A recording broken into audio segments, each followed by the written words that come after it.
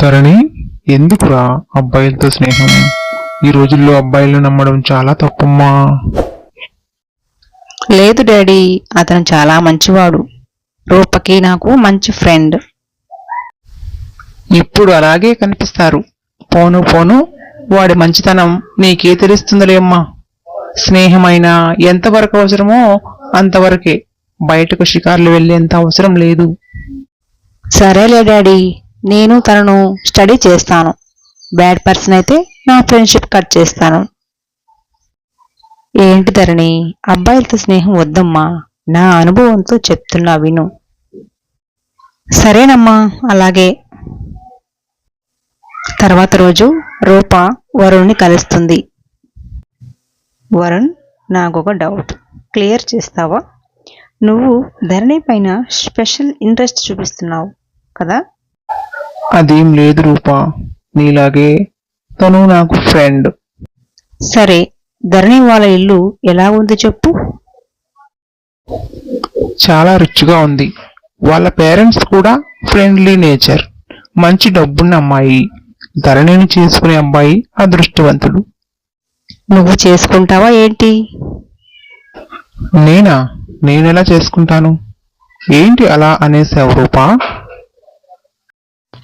నాకొకటి అర్థమైంది వరుణ్.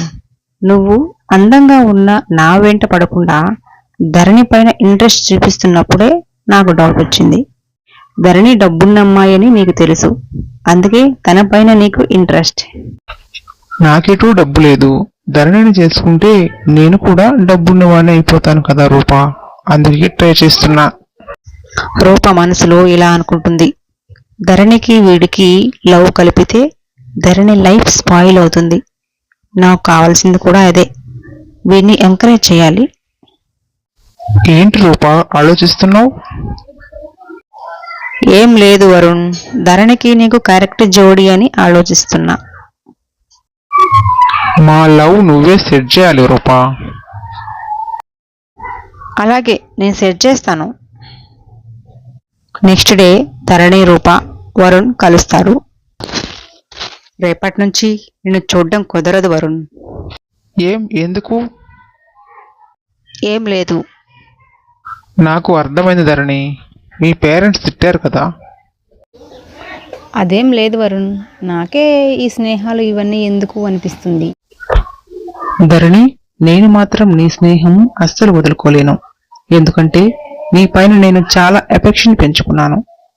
నిన్న ఒక్కరోజు నేను చూడకపోయేసరికి నాకు ఎందుకు నిన్ను ఎప్పుడెప్పుడు చూడాలా అని ఈ రోజు నిన్ను చూసే వరకు నాకు నిద్ర పట్టలేదు. ఇప్పుడు నువ్వు స్నేహమే వద్దంటే నేనేం చెయ్యాలి ధరణి? ఏంటి వరుణ్, నువ్వు ఫ్రెండ్లా మాట్లాడటం లేదు, ఓ లవర్లా మాట్లాడుతున్నావు. మనిద్దరి మధ్య ఉన్నది స్నేహం మాత్రమే. లేదు ధరణి, ఎందుకో తెలీదు. నువ్వంటే నాకు బాగా ఇష్టం పెరిగింది. నిన్ను చూడకుండా ఉండడం కష్టంగా ఉంది.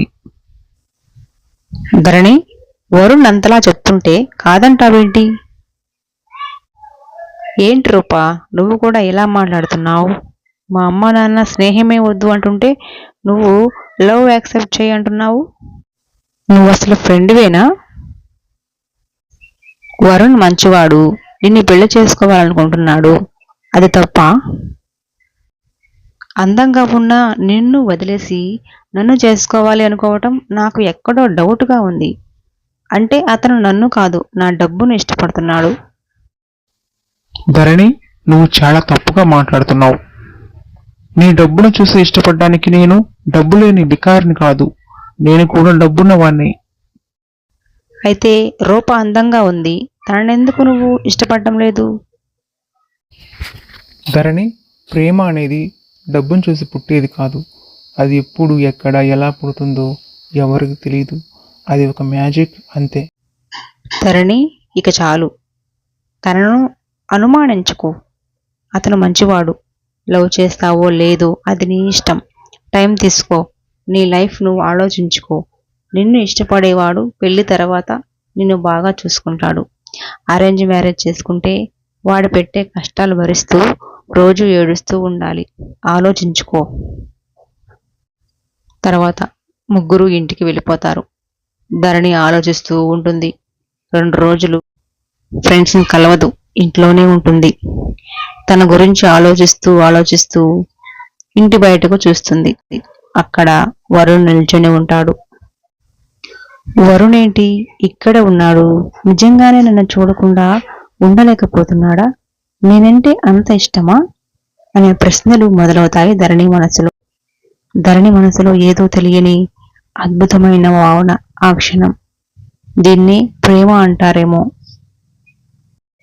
తెలియకుండానే ధరణి వరుణ్ణి చూస్తుంది. తర్వాత రోజు ధరణి పడుకుని కళ్ళు మూసుకుని ఉన్నా ధరణికి నిద్ర పడట్లేదు. ఏవేవో ఆలోచనలు పదే వరుణ్ గుర్తు వస్తూ ఉన్నాడు ధరణికి.